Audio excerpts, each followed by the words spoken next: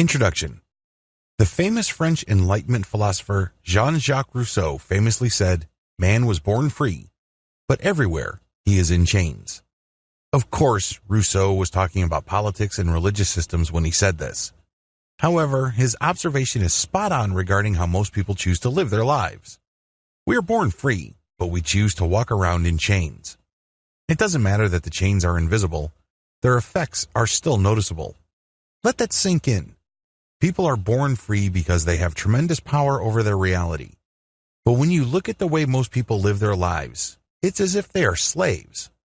They have all these imaginary lines that they have drawn for themselves. Things like who they can and cannot be, what they are and what they're not, where they can go and what's off limits. Believe it or not, all of us actively shape our reality. Our minds make us the masters of our reality. The fact that you're taking this training with a certain attitude and you were able to buy this training in the first place means you are a master of your reality. It doesn't matter whether you accept that or not.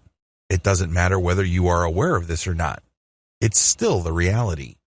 In fact, just through the daily operations of your mind, you master and edit your reality. And what's the problem? Well, most of us don't claim this power. We live our lives based on obligation. That's right. We try to be the kind of people our parents expect us to be. We try to live our lives based on other people's expectations. We also get used to certain customs. Maybe it's part of our culture. Perhaps it's part of our little group. Whatever the case may be, unless we choose to open our eyes, we do things the same way as the people we hang out with. Birds of a feather flock together indeed. We also turn our backs on our tremendous mental power to shape our reality by sticking close to tradition. Just because something has been done the same way hundreds of years doesn't necessarily mean that you should do the same. Just because there is such a thing as conventional wisdom doesn't mean that it's the only type of wisdom applicable to you. Finally, you're walking around wearing your invisible chains because of bad mental and physical habits. It seems like no matter how hard you try to change things or turn things around, your habits keep pulling you back. It's as if you only need to see or feel certain things, and you start acting in an almost automatic way. It is very discouraging. It makes you feel weak, small, and insignificant. Mentalism teaches you to refocus your energy so that instead of these mental processes working against you, you train your mind to make it work for you. You only need to look at very successful people to see how this works. You only need to talk to very happy people and realize that they're operating from a totally different place. You can achieve the same. This training steps you through the process of how mentalism can help you live a more fulfilling life. Peel back the curtains and you'll see the reality of your life. I don't want to mix metaphors here, but just like people can easily live their lives wearing invisible shackles, we can also live our lives completely surrounded by invisible curtains. When you put curtains in your house, you do it to block out light. It's your way of regulating natural lighting that comes through your windows. Did you know that you're doing the same thing with reality? However, instead of windows, you have your mind. And there are certain beliefs and practices that we have that block out reality. At the very least, it prevents us from seeing things as they really are.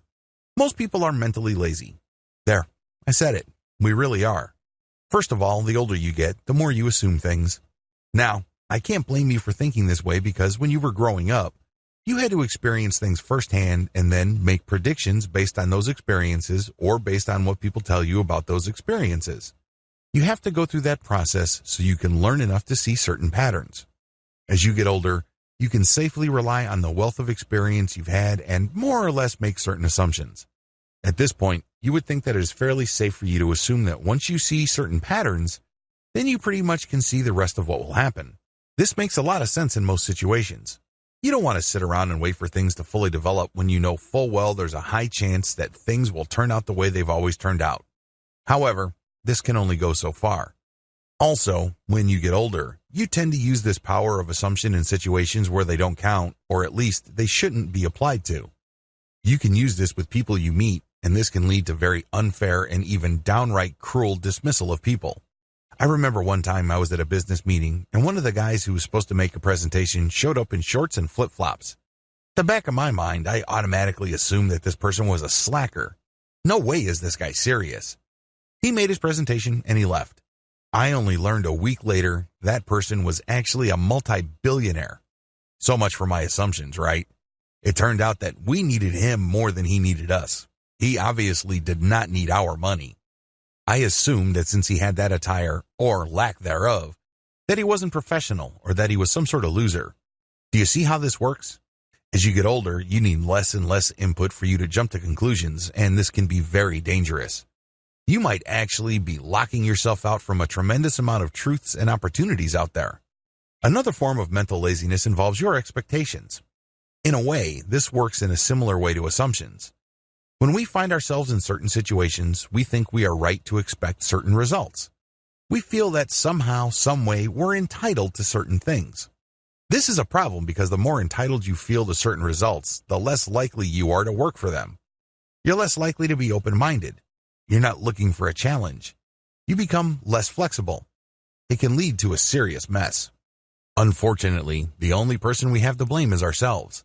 It's too easy to become a prisoner of one's expectations. Finally, we can develop such a crippling sense of entitlement that we do not take initiative. We feel that the world has to come to us. We feel that people have to impress us, or they have to take the first step or make the effort. I'm sorry to be the one to break this to you, but if you're trying to make it in this world, you're going to have to take the initiative. You're going to have to bring value to other people's lives. It's not like they owe you fame, riches, and power. You have to prove yourself. You have to establish a track record. You have to develop a brand. All of these take initiative. All the things I've described above can act like mental curtains. In fact, the longer you refuse to cast aside those curtains, the easier it would be for you to feel stuck. Please understand that you're feeling mentally stuck not because somebody has a gun pointed at your head and demands that you be miserable and powerless. Instead, you have allowed this mental laziness and all these negative mental habits to get the better of you, so you basically end up focusing on the tried and proven, the known quantities or the safe spaces in your life. Everything else is off limits. You just can't be bothered with them. You'd rather focus on what you think you know. This is mental laziness. These act as curtains that block out the healthy challenges you need to master reality. To peel back the curtains of your life, you need to do one thing: take inventory of your life. Have you ever worked for a retail store? When I worked for a pharmacy right after high school, I was hired as temporary staff to take inventory. I didn't know that the typical drugstore had so much stuff. I saw this firsthand because I had to count everything. That's what an inventory is. You have a clipboard in one hand and you have a pen in the other, and you are looking through different categories and subcategories of products, physically counting these products, sorting them. Sometimes we have to take out a box and store stuff away.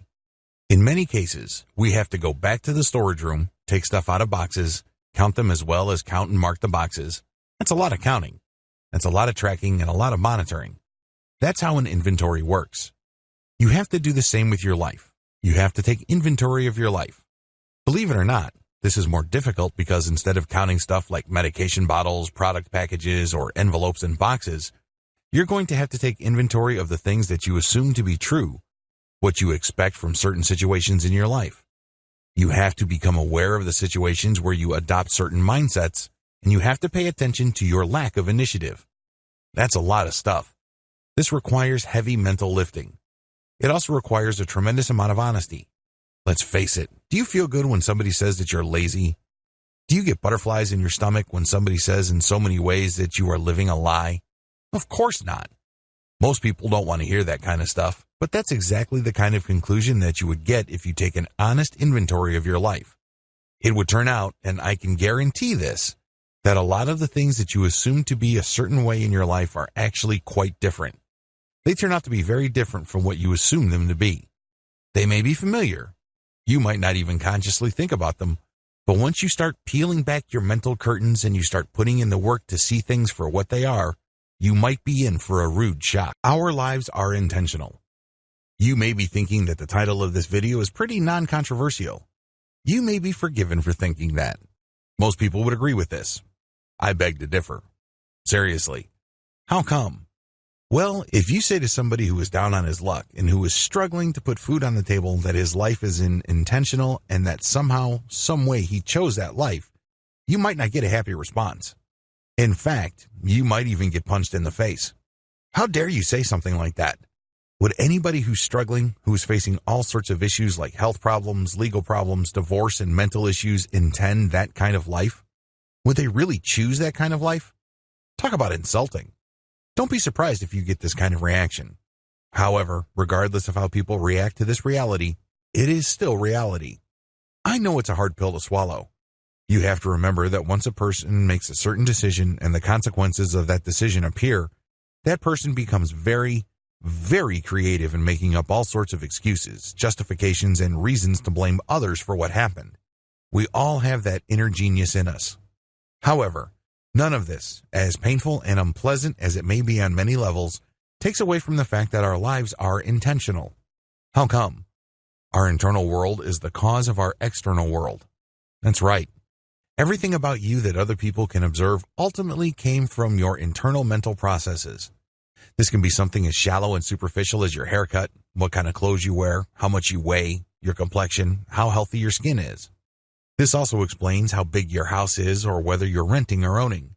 This is also the cause of the kind of car or means of transportation you have.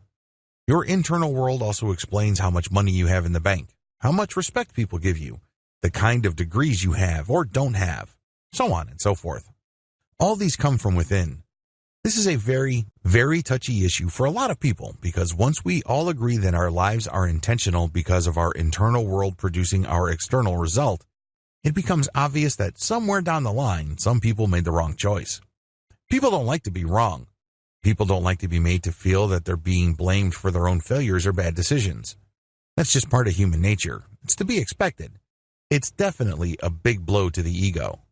However, regardless of how much it hurts, nothing can take away from the fact that everything people can see from outside of you is a product of your internal choices. To get that car, you had to make a choice. To get that job, which produces a certain income which affords you a certain lifestyle, you had to make a choice or a series of choices. To get that degree or to drop out of high school, you had to make certain choices. All these are internal, and guess what? They can be traced to your values. These values are not set by heaven for you. They're not inherited from somebody else. They're not something that just dropped into your lap. They're choices. Just as some people can choose certain values which lead to a certain lifestyle and certain life results, others can choose other values which produce different results. Again, this is not welcome news to a lot of people. People do not like to be confronted face to face with this reality. Everything in our lives are choices. Don't get me wrong. Sometimes your responses to whatever the world brings your way are repeated so frequently that they seem almost automatic. Don't assume that just because you can predictably respond a certain way when you detect certain things that this is somehow automatic behavior. Don't fool yourself into thinking that you have absolutely no choice when you take certain actions. No. All these habits actually spring from choices. It takes a while to develop a new habit. In fact, according to some estimates, picking up a new habit or breaking one can take anywhere from 21 days to 60 days. You have to repeat the same pattern before you develop or break a habit. What are you doing prior to that point? That's right, you're choosing to take those actions. These are choices.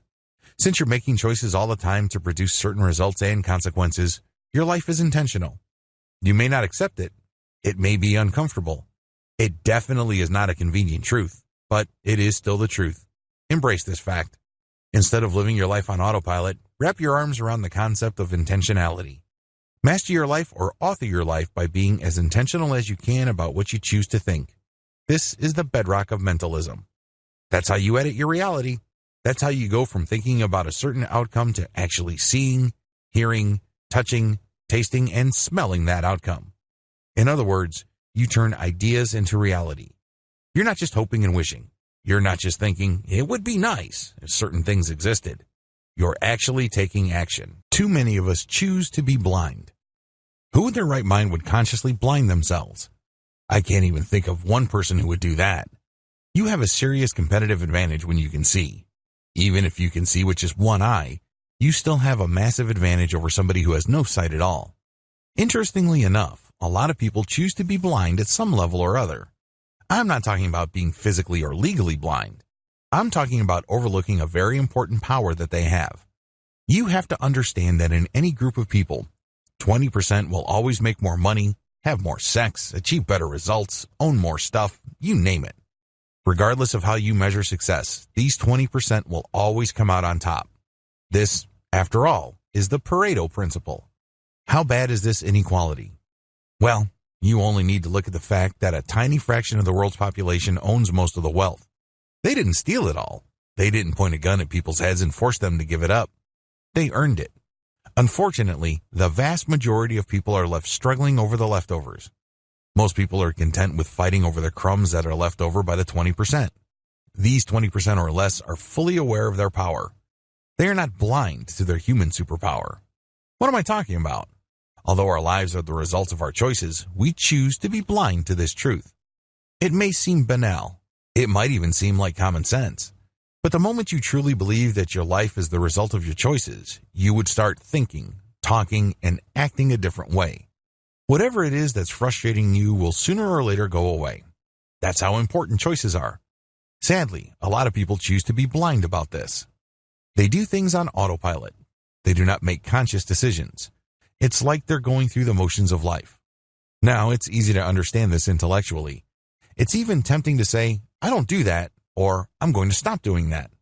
Congratulations, at least you're making some progress. But here's the problem. This is built into the human condition. That's right. This is part of human nature. At the end of the day, there are two fundamental truths about human beings. First of all, we are very scared of change. We can talk a good game about how we welcome change and how important innovation and disruption are to us, but at the end of the day, we grow accustomed to doing things a certain way. Our actions fall into a certain pattern. The other fundamental truth about human beings, regardless of where they come from and what they look like, is that we tend to take the path of least resistance. Let's put it this way. If somebody offered you a plate full of yummy German chocolate cake, or you can dig a hole for 2 hours straight, which would you rather pick? It doesn't take a rocket scientist to figure this out. We take the path of least resistance, which means that we run away from pain, discomfort, or inconvenience, and we run towards pleasure, convenience, and expediency. Given these two truths about the human condition, it's easy to see why people end up doing things on autopilot. They end up making decisions in a certain way. It doesn't matter what they are or what time it is. They end up doing the exact same things. As you already know, our lives are the results of our choices, so we end up feeling stuck. We end up denying the fact that we can choose. It must be something else. It can't be the fact that I chose my life. No, that's not it. That's too much to take. No way. This is the internal monologue most people play with themselves. That's why they remain blind to their human superpower. Your human superpower is your ability to choose. I know it's easy to say. It kind of rolls off the tongue. Most people can intellectually accept that, but they don't really accept it. It's kind of like something that we all agree on, but we then quickly discount it. You will always have a choice. At the very least, you can choose how you respond to the things happening around you. As I vividly explained in the previous video regarding the example of the burning building, choices can be made and undone. Wrap your mind around this. Stop choosing to be blind. The core of mentalism. How can mentalism help you? How can this concept with a funny name enable you to live the life you've always wanted to live? Well, as the term implies, mentalism is all about your mind. Believe it or not, your mind is extremely powerful. It is the metaphysical product of the physical actions of your brain. It exists above and beyond your brain. Don't think this is just a physical thing. Don't think that your mind is just a byproduct of your brain's physical processes. It's more than that. Mentalism is all about helping people understand how their thoughts impact their lives. With that understanding in place, mentalism helps people live the lives they want by teaching them to change the only thing they can fully control in this universe. Let me be clear. There is one thing that you can fully control: your mind. Mentalism helps you live the life you always wanted to live by helping you fully control your thoughts. Change your thoughts, and you change your life. Viewed from this perspective, mentalism is all about taking control of your life. If you are in any way unhappy, frustrated, or feeling stuck in any area of your life, mentalism can help you make important changes. Mentalism can help you become more content, fulfilled, and yes, happy. But none of this will be possible if you don't let mentalism help you achieve one thing that you obviously are struggling with. Again, if you're taking this training, it means that at least one part of your life isn't exactly a bed of roses. Maybe you have many areas of your life that you're struggling with. Still, for mentalism to help you, you have to be willing to take ownership of your life. This is crucial. This means that you have to let go of blaming other people or circumstances beyond your control for whatever you're struggling with. This also means moving on from the past. I understand that you may have had a difficult past. Maybe you are a survivor of abuse. Maybe you made bad decisions in the past and you're feeling guilty about them. Maybe there are certain people around you that create a hostile or toxic environment that really eats away at your self-esteem and motivation. Taking ownership means letting go of all that and focusing instead on what you can control. Ultimately, when all the dust is settled in our lives, there is really only one thing we control, and that is our thoughts. This is mentalism's bedrock principle. Control your thoughts and you control your life. How mentalism works. Mentalism is actually made up of 5 different beliefs. You have to believe in these principles, otherwise it's not going to work for you. Here they are in short order. Principle number 1, all stimuli are neutral. Principle number 2, change your mental filters. Principle number 3, change your mental habits. Principle number 4, change your emotional response habits. Principle number 5, change your reality through changed actions. All of these flow into each other and are dependent on each other. For mentalism to create the kind of change you have been dreaming of in your life, you have to believe in all these principles and let them work in your life. This is crucial because if you don't believe any of those principles, then mentalism is not going to work for you. After all, it's all about thought ownership. Unfortunately, if you disavow this process, it would be very hard for you to take ownership of your thoughts because in the back of your mind, you believe that it doesn't work, that you're wasting your time or this is just a bunch of hocus pocus. This leads me to a very important point that can undermine the effectiveness of mentalism. All stimuli are neutral. Believe it or not, the world is neutral. I know it's kind of hard to believe. After all, it seems that your boss has it in for you. It seems that people just don't get you, so they say and do all sorts of negative things. Sometimes you wake up on the wrong side of the bed and it seems like the whole world is turned against you. But if you're completely honest and you look at the big picture of what's going on and you dare to process everything past your emotions, there's only one conclusion. The world is neutral. It may not seem like it, but it is. Here's how it works. Every single moment you are picking up thousands of signals. These signals are things that you see, hear, touch, taste, and smell. In other words, you're using your 5 senses to pick up all this data from the world. This happens every single second.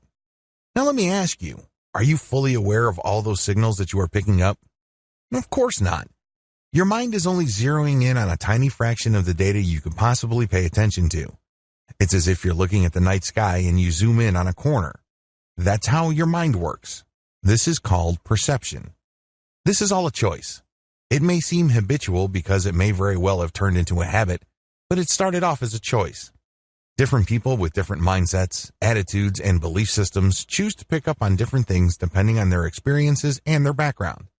For instance, if you grew up in a rough neighborhood and you find yourself walking down the street in an otherwise safe neighborhood, I can guarantee you that you are still picking up stimuli from the outside world the same way you did in your old neighborhood.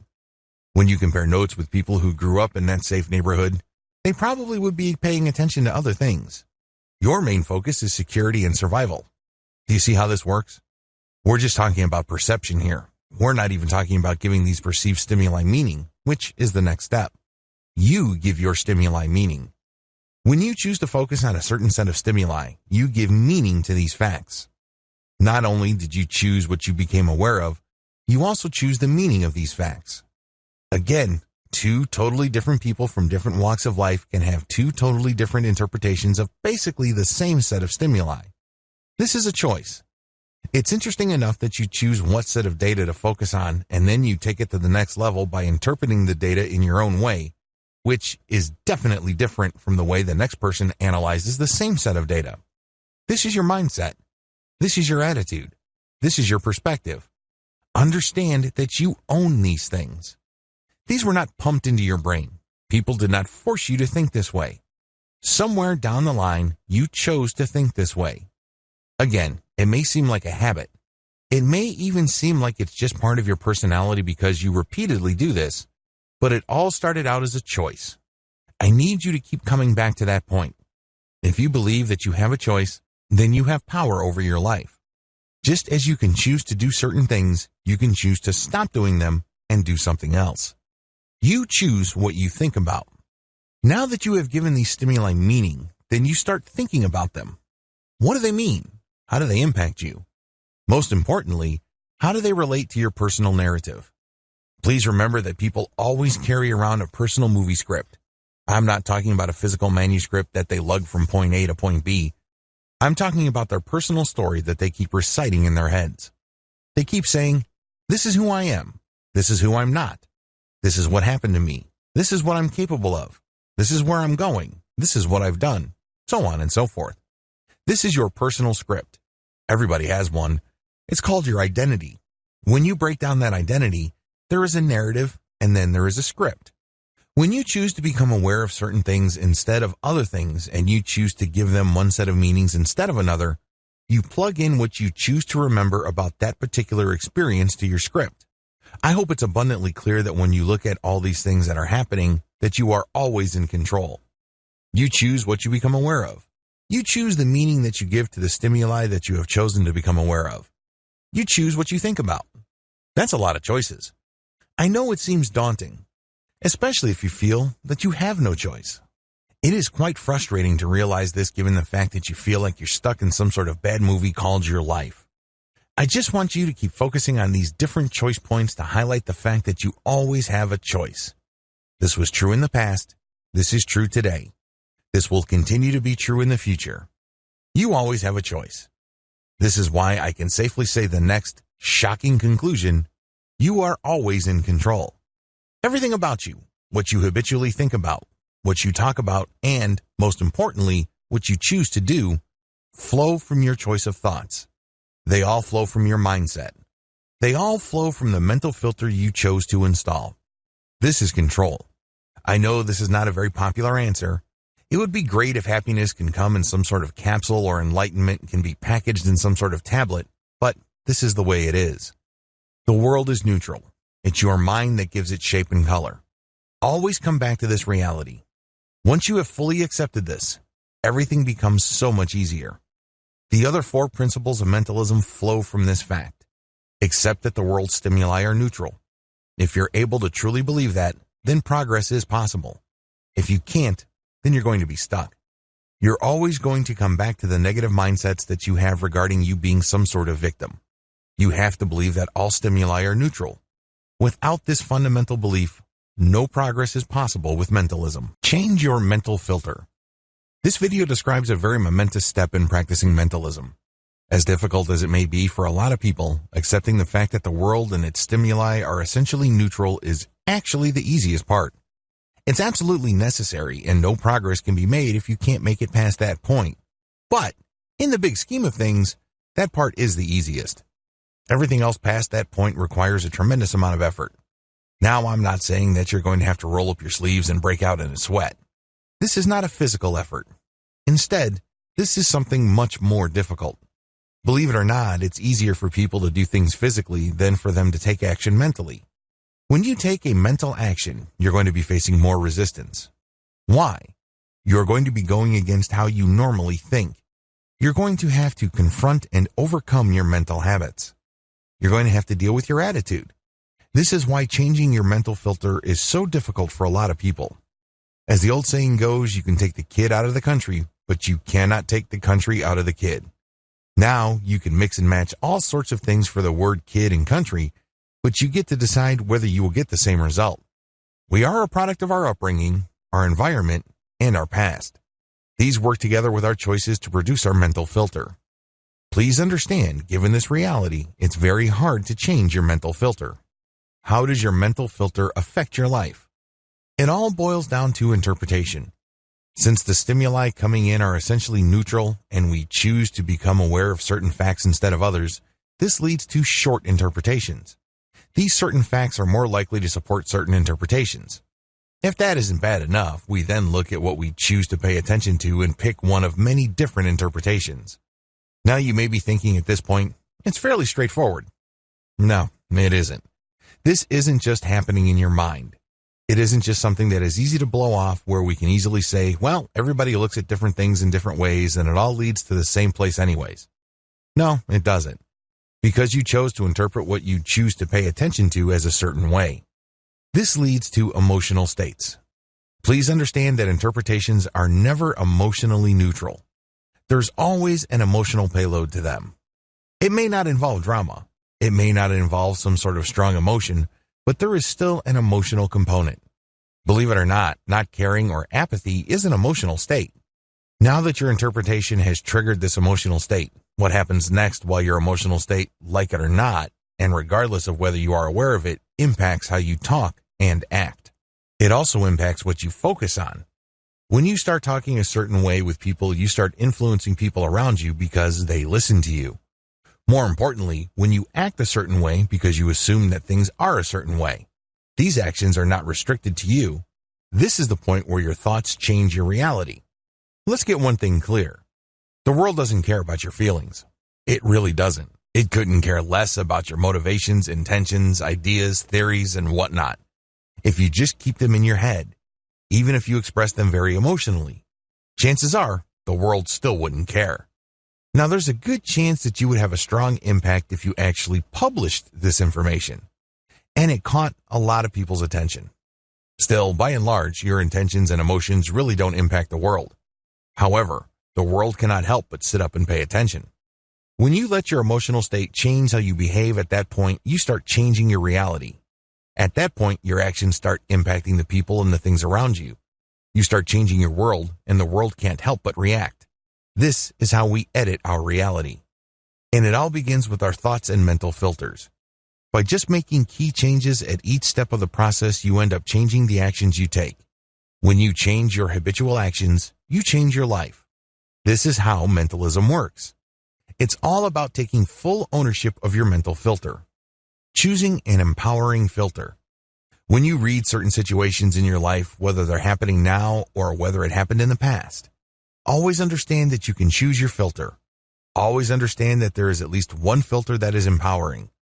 At the very least, it won't make you feel small, weak, powerless, and passive. Find that filter. Read a situation in a way where you remain in control. You will always say to yourself, if I feel negative, it is because I've chosen to feel negative. If I feel small and weak and powerless, it's because I've chosen to feel that way.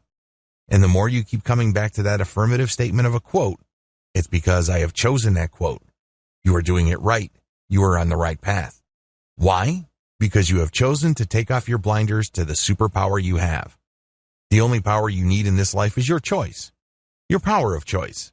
This is what shapes your reality. This is what gives birth to a brand new or universal universe of opportunities for yourself. You are not your past, even if you're 50 years old. You can still go back to school. You can get retrained even if you have been physically abused, bruised, and battered in the past. You can still have better relationships. It's your choice. In all of this, it is all your choice. This is why you have to keep coming back to the power of your choice. This is the most empowering realization you'll ever get. Use this as the bedrock of all filters. You choose to be aware of, and you choose to craft for yourself. Change your mental habits. I know in video 6 we did quite a bit of heavy lifting. Believe me, personally speaking, it's really very hard to process all the information in video 6. Still, it's absolutely necessary.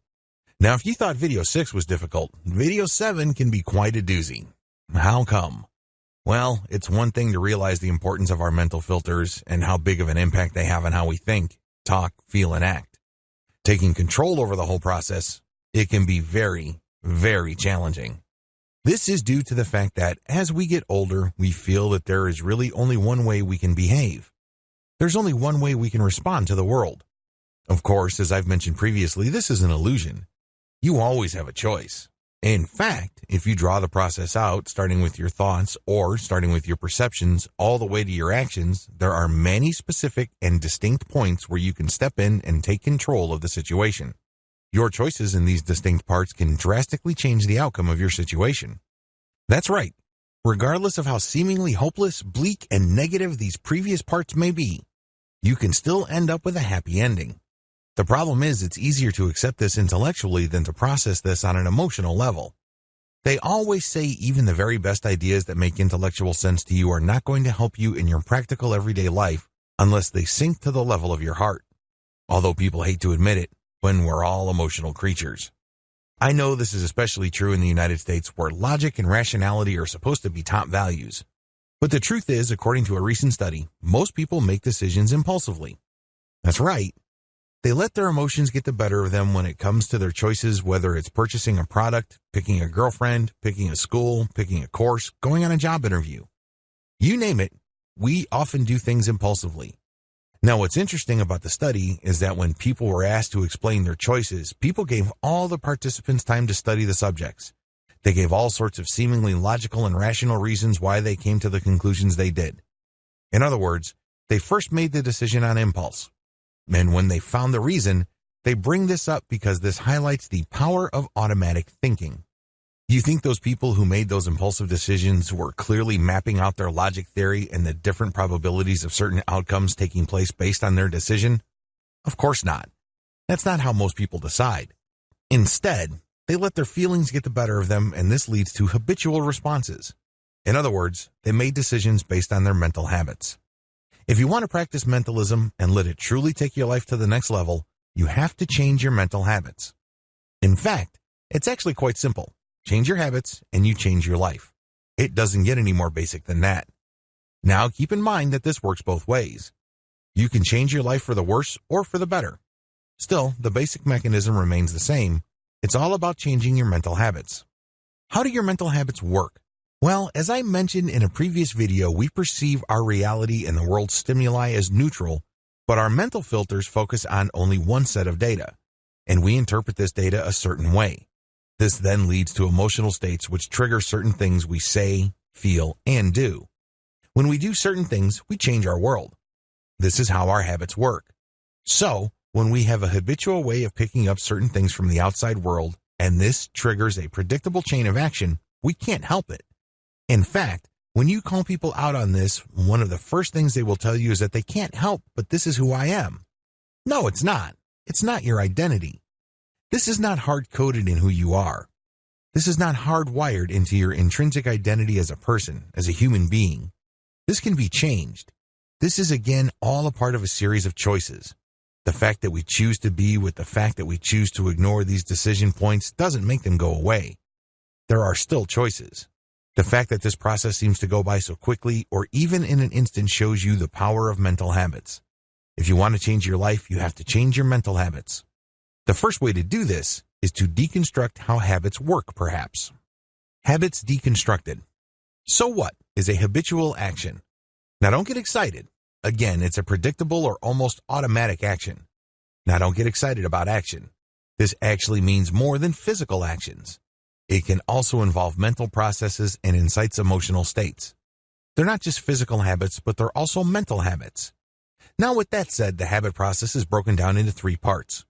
There's the trigger, the habitual action, and the reward. For example, people who smoke. People who have a smoking habit are actually triggered to whip out a cancer stick, and when they smoke, they're actually seeking a reward. For example, a lot of smokers habitually light up after a heavy meal. The fact that they just had a meal acts as a trigger. And when they take the action of smoking cigarettes, the rush created by the nicotine in their bloodstream due to a blood vessel constriction leads to a mental rush. Smokers interpret this mental rush as something positive. It is their reward. This physical reality brought about by hypertension is what they're shooting for. See how this works in it, and it plays out very quickly.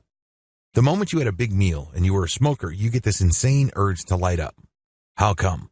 Well, you detected the trigger at the back of your mind. You're thinking of that nice rush that you get after you smoke. It's a great after-meal experience. So you light up and you get the reward, and the more you repeat this, the more the reward is associated with the trigger. In fact, it becomes so associated that you don't even think about it. You just need to be aware of that trigger. The same applies to our thoughts. Our mental habits require thoughts or mental pictures, and when we take habitual action on these thoughts, which often takes the form of mental interpretation or emotional responses, we get a reward. The reward is always the same reward. It isn't an emotional state. For instance, if you remember an ex-boyfriend who used to slap you around or beat you, the habitual mental action that many people would get is to say, I'm so happy that that person is no longer in my life. And you get an emotional state of relief because you are with somebody else now. It doesn't occur to you that the exact same pattern might still be present in your current relationship.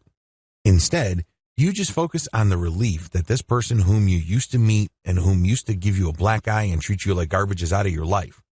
The reward is the sense of relief of moving on. This is how mental habits work. The key question is, do your mental habits work for you instead of against you? You have to ask this key question if you want to change your mental habits. It's going to be very hard to get people to make important changes in their lives. If we all focus on the what and the how, we also have to focus on the why. And the way to do this is to ask yourself, do my mental habits work for me? Do they improve my life? Do they enable me to live the kind of life I want for myself today? Do they make me happier or make me feel fulfilled, complete, and satisfied?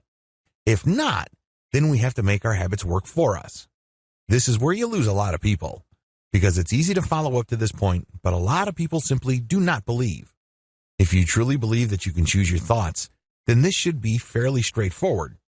You can make your mental habits work for you. Before we get to the good news, the bad news is you really cannot change your triggers and your rewards. The trigger of the past boyfriend who was very abusive, you really can't change that. It's going to happen. Those mental images will flash because that person was in your life at some point in the past. Unless, of course, you get hit on the head and you develop amnesia. Those memories are not going to go away. This is a reality you cannot escape. That person was in your life. Get over it. Accept that. So that trigger is not going to go away. The same applies to you. What's required here is a sense of relief that you are with somebody new or you have moved on. Own the fact that the triggers and the rewards are going to be the same. Now what's missing? Well, your mental habitual action. The point here is to come up with a different reaction to the mental trigger while claiming the same reward. Believe it or not, there are other ways you can get a nice buzz instead of smoking a cigarette. For example, if your trigger is you wake up in the morning and your normal instinct may be to light up. Well, what if you swap lighting up with going for a walk, or better yet, a nice jog around the block?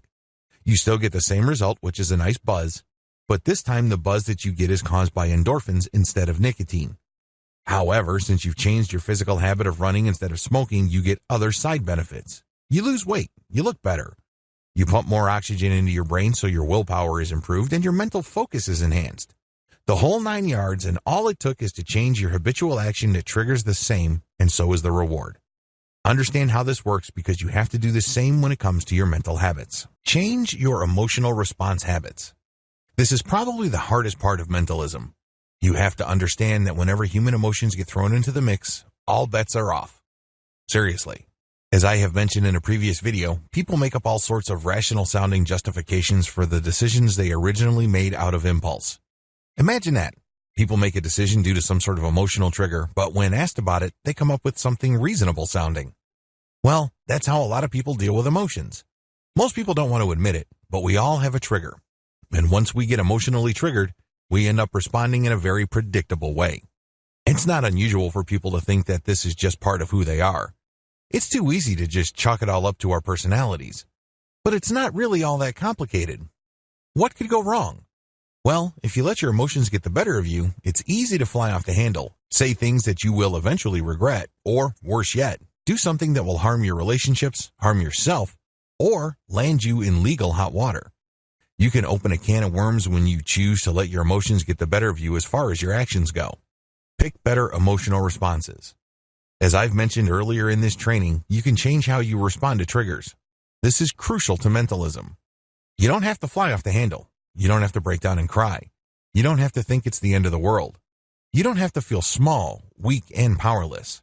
There are other emotional responses out there. Given the context, they might be way better. The best way to do this is to be intentional about it. Ask yourself, what state of mind am I looking for when it comes to my emotional responses? In other words, focus on the outcome instead of getting all caught up in the process. Here are just some common positive emotional responses to triggers. A sense of being in control. Instead of getting angry and then letting that anger produce a negative chain reaction with the person or people you're upset at, why not focus on getting the trigger to yield a sense of being in control? This is a very empowering feeling. Believe me, there's nothing more positive than finding yourself in the middle of a crowd where everybody seems to have lost their head, and you're the only person level-headed enough to see the big picture. The likelihood of positive outcomes in that particular setting is much higher than if you allowed yourself to get all caught up in the negative emotional state of everybody else. Also, when you get the sense that you are in control, you are able to see the big picture and identify options that a lot of people too often overlook or dismiss. A sense of possibility. Another way you can emotionally respond to triggers is with a sense of possibility. Instead of automatically feeling that things are hopeless, that there's not much you can do, that you've seen this before and it all leads to heartbreak, failure, and depression, try a sense of possibility. In other words, instead of seeing the door close, look really hard and see what kind of doors and windows the situation opens. This is not always obvious, but when you focus on achieving the emotional response of getting a sense of possibility, you eventually train yourself to see opportunities that most people are blind to. They are all caught up in the moment. A lot of them let their emotions get the best of them. But here you are, seeing possibilities, and this can lead you to better outcomes. Why? You're exactly the kind of person people would want to talk to. Where everybody sees a win-lose or even a lose-lose situation, you might be the person who might be able to craft together a win-win situation. All of a sudden, you become very popular. A sense of adventure. A lot of people think that whenever they are faced with challenges, that it's a grim time of trial. They get very somber, very serious. Some get very sad. Well, if your trigger normally provoked depression or a very sobering sense of seriousness, why not swap it out with a sense of adventure? The problem with seeing challenges as a call to focused, quiet, heavy concentration is that it sucks all of the fun out of overcoming the challenge. You have to understand that challenges are simply puzzles. That's what they are. And the reason why a lot of people love playing puzzle games, trivia games, or strategy games is that there is a sense of adventure out there. There's a lot that's unknown. There are certain things that you do know, and you're basically left to connect the dots and make sense of what would otherwise be a chaotic and confusing situation. A lot of people automatically run away from this. A lot of people shrink from this. But it's a very empowering feeling when your sense of adventure gets triggered. Instead of automatically shrinking back, you're the first one to roll up your sleeves and try something new. Associate these mental and emotional states with your trigger. It's not going to be easy at first, but the more you do it, the more you can turn your situation around. Instead of certain triggers bringing out the very worst in you, allow those triggers to put you in a state of flow. Change your reality through changed actions. As I've mentioned previously, the world doesn't care about your feelings. All it cares about are the actions you take. If you think about this, it makes all the sense in the world because most people are not mind readers. Also, the road to hell is paved with good intentions. It doesn't really matter what's motivating you or how good your intentions are. People are looking for the end result.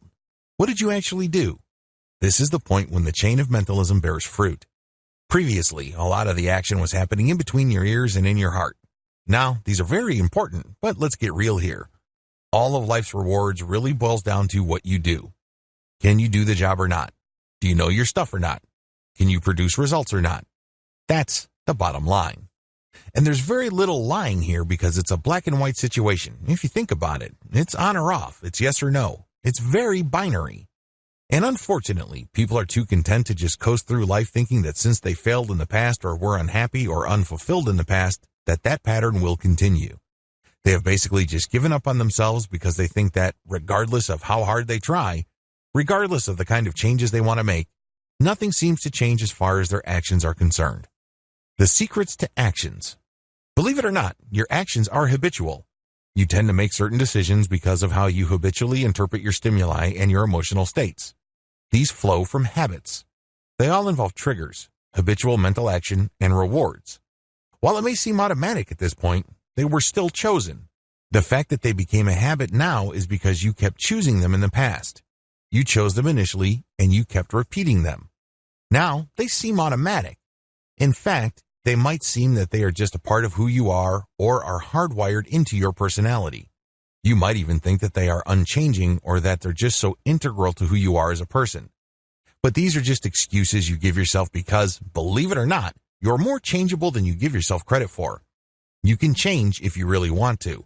And while I understand that, in the action part of the mentalist sequence it is very difficult to change directions, it can still be done. Ideally, you should change the mindset part because that's where you have the most control. That's the part that has less moving parts. When you try to change your habits at the action level, it's like trying to stop a freight train after it has picked up speed. Not exactly impossible, but not easy either. Again, I want you to wrap your mind around the empowering truth that your actions, no matter how seemingly hardwired and automatic they may be, are habitual because you chose them early on. Focus on your ability to choose. Change your habitual actions and you change your life.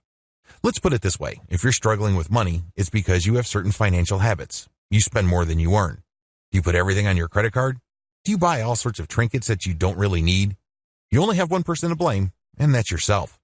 Now, instead of wallowing in self-pity or, worse yet, painting yourself out to be some sort of victim, change your habitual actions. Instead of automatically whipping out the plastic, you might want to eat out less. You might want to swap out expensive activities for activities that are free. Instead of going to the movies, you might want to go jogging or go to the park. I know this sounds pretty mundane. It may even seem basic or common sense, but these are real. These may seem small, but these add up to changes in your habits and attitude that changes your behavior for the better. You have to create a disconnect between the emotional states you get and the physical habits you take. Either you change your desired emotional state, which leads to better actions, or you change your physical actions despite your emotional state. Whatever the case may be, something's gotta give. You don't have to do the exact same stuff as before when you get triggered. You can choose to do something else. The secret to success. Do you think highly successful people don't get angry? Do you think they don't get tempted sexually? Of course they do. They're human beings like you and me. But what makes them successful is they act from integrity. Integrity really means focusing on your values and your character and acting accordingly. Sure, it's very easy to just take this shortcut each and every time. It's easy to just duck out of every duty, responsibility, and obligation you have. After all, as I've mentioned several times in this training, taking the path of least resistance is a key part of the human condition. But successful people are successful precisely because they chose to act out from integrity. In other words, they selected the type of person they want to be in terms of values and character, and they let their physical options flow from that. This means that they're no longer slaves to their circumstances. And no matter how the world slaps, spits, or mistreats them, they find it in themselves to react with class, dignity, and civility. This is not always easy, but understand that living with integrity is very much like working out at the gym. When you first hit the weights, your muscles hated you for it. It felt like murder. You were in so much pain. But as you challenge your muscles, they get stronger and stronger until you reach a point where the weight setting that you're in has become easy. So you then scale up. Maybe you add 10 pounds or 20 pounds, and the process repeats itself again. Every time you scale up, though, it hurts less and less. You adjust faster and faster. The same applies to success. Living with integrity is going to seem very strange at first. You would feel like you're some sort of fish out of water. But the more you keep it up, the more you become the character you have focused on. Remember, success is a choice, but it is rooted in habits. Conclusion. The mentalist's life is not an easy one. However, if you want a life of possibility and power, it is a life for you. The best part of mentalism is that you don't need a special machine. You don't need drugs. You don't need expensive therapists. You don't need to go on some sort of long, mystical journey. Instead, you go on a journey within yourself and you focus on your inner reality. By working with this inner reality instead of making excuses for it and getting terrified by it or sweeping it under the rug, mentalism enables you to live a more empowered life. Whatever difficulties and struggles you currently have can be solved by claiming your power to choose. I wish you nothing but the greatest contentment, happiness, and fulfillment.